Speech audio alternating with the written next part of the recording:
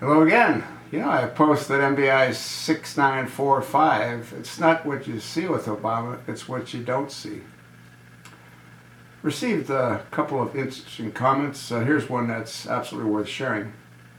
And that's just because of the first sentence where the viewer wrote, "Gabe, I agree with you.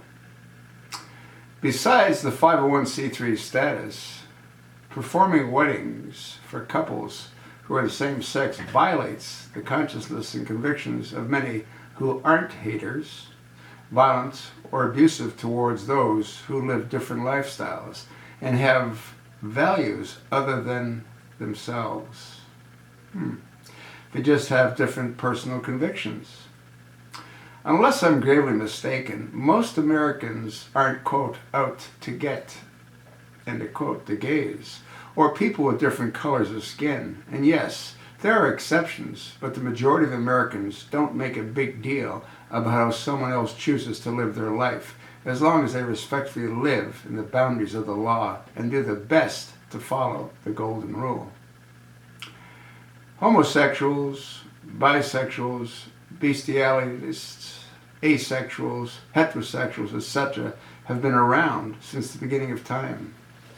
This is nothing new, so whoopee-doo, why can't we just peacefully continue on and put a stop to those who truly are trying to force the rest of us to conform to their religious, political laws and ideas? A rhetorical question. However, this new love rules marriage law is only beginning to sour. Eventually it will lead to arrests, more lawsuits, bitter divorces, fines, and not only closing churches' doors, but seizing of property, personal property, and possessions, even one's children, jobs, etc. Not to mention all of the other laws that will most likely follow this one. The motives behind the hater baiters is what we need to be asking ourselves about. It's not conspiracy when we question and are paying attention to and caring about who's taking place and what's taking place in the world, and especially in our country. I fear before long our own individual identities of who we are will be forced away to be replaced with something that has nothing to do with who we were born as and live our lives as. Accordingly, instead, much of the younger generation in society will be brainwashed, believing that they were born in the wrong body, gender, race, by an artificial crisis, pushed on them as we see happening right now, as if we're lab rats being experimented on.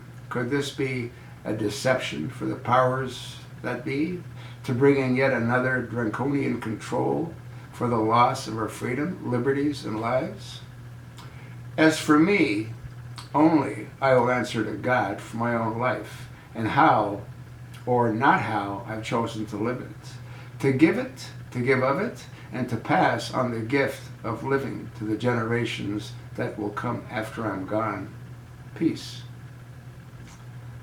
Well, when you listen to what some viewers say, they're not asleep.